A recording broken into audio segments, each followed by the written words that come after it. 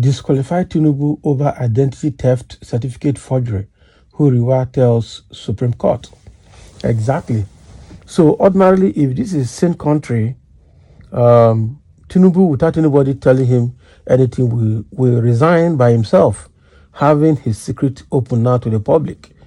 That's the thing. And if the judiciary is to be normal, okay, without anything, they will call, the CJ is supposed to call for the disqualification of Tinubu effective immediately, and it will be a matter of hours to just convene and come to unanimous decision and disqualify him straight up, okay, and make out strategy for his replacement or possibly for another election. That is it. So, but Nigeria being what it is, people are just looking at them like they are gods. Quite unfortunate. So now, Huriwa, a non-governmental body, has now called for Tinubu's disqualification by the Supreme Court. And now that both Atiku and Peter Obi, they have a case at the Supreme Court, appealing the judgment of the tribunal, Presidential Election Tribunal, before the Supreme Court. So now where they sit, this is supposed to be a very straightforward case, and we shouldn't take time. They conclude it and then do the needful. But unfortunately, Tinubu and APC and the current day government has bought over the everything about judiciary, all to the Chief Justice of Nigeria. The matter is not going to go as the people want it. But again, how long will Nigerians continue to fold their hands for these anomalies to continue to trend and grow? Not acceptable, actually. So let's go ahead and see the details. The Human Rights Writers Association of Nigeria, Huriwa, has urged the Supreme Court of Nigeria to disqualify President Bola Tinubu from office or compel him to resign over his alleged identity theft and certificate forgery. Huriwa made this call in a press statement following the revelation that the academic records from Southwest College, which Tinubu used in gaining admission into Chicago State University, belonged to a woman. Oh boy. The civil society group also said the documents released by the CSU to former Vice President Atiku Abubakar, who was challenging Tinubu's victory in the February 25 presidential election in the U.S. court, showed that Tinubu was enrolled as a female student with the name Bola Adekunle Tinubu. Oh boy. Huriwa described this as a shocking and shameful case of identity theft and certificate forgery, which has exposed Tinubu as a fraud and a liar who had deceived Nigerians for decades. And the human rights group said Tinubu has no moral or legal right to continue to occupy the highest office in the land, having violated the Constitution and the electoral laws of Nigeria.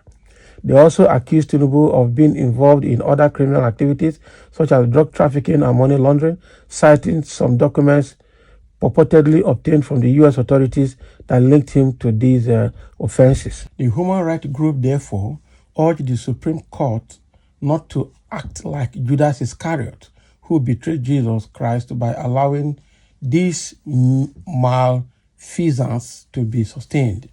The group said the apex court has a duty to uphold justice and protect the integrity of the electoral process and the democratic values of Nigeria. Huriwa warned that if Tinubu was not disqualified or made to resign, Nigerians will lose faith in their leaders and institutions and might resort to civil disobedience and mass protests to demand accountability.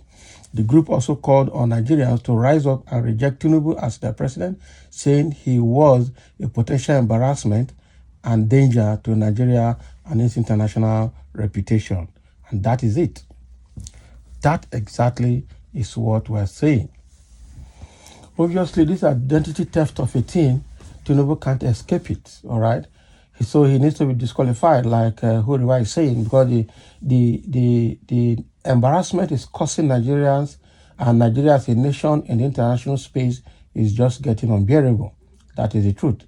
Now, it's obvious, now it's even coming out that the woman, she used her HSC certificate from US to get admission into the CSU is a woman, Adekunle Bola Tinubu, okay, who is a medical doctor.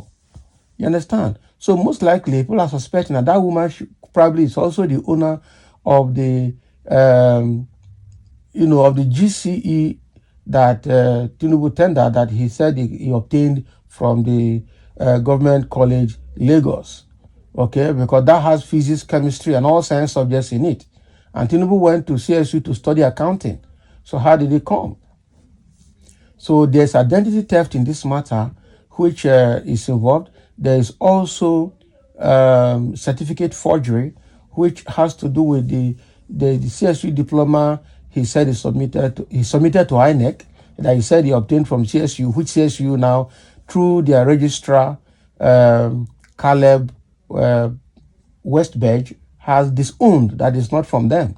And now the lady, which is Dr. Daniel, the lady that has the signature on that diploma certificate, has vowed to sue Tinubu in the U.S. court for forging her signature, because her family members are already accusing her of collecting money from Tinubu when she, in the first place, does not know Tinubu from Adams.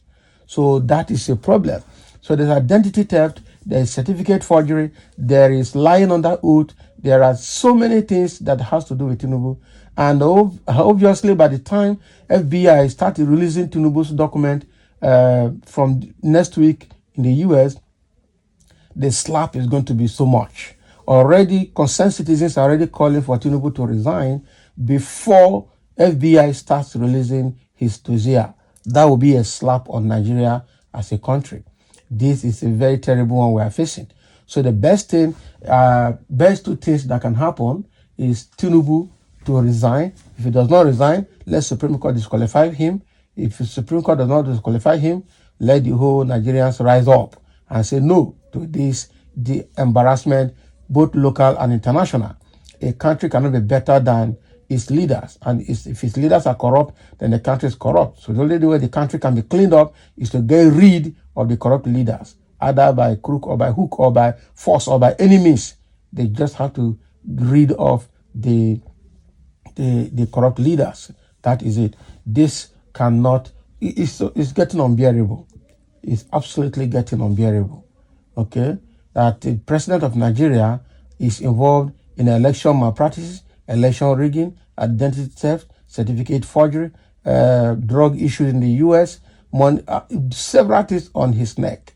There's just nothing about him that is straightforward. Even his name is being contested right now, but it means that the Ahmed Bola Tinubu is bearing is not his original name. They have also come out to say that his name is Amoda Shongodele from Osun State, from a Ragbiji in Osun State. So now his root is even coming out gradually, which he has refused to accept that is his root. He's just claiming Lagos, and he has no root in Lagos. Well, unfortunately, Lagos, he has bastardized Lagos to a very bad point. And the horrible APC gullibles are still defending him. People like Festus Keyamo, people like Bayo Nanoga, and some other individuals working with him are still defending him. I don't know how long they're going to defend him, because the state of Tinubu right now, the more you defend him, the more you become dirty, become infamous, become notorious. So who will identify with such person? Not talk of a nation that identify with such person. No. Right now, Tinubu has no moral right to fight corruption, has no moral right to arrest anybody on Yahoo or any form of crime or any form of malpractice, in whether academic or political or whatever it is. Tinubu has no moral right to advise anybody, even for the rest of his life, because his record has shown that from birth to this moment, he's involved in everything corruption. He's involved in everything evil. He's involved in everything that makes somebody bad. It is quite unfortunate. So, which way Nigeria he needs to go? Okay. So, thank you for listening, and let's have your comment.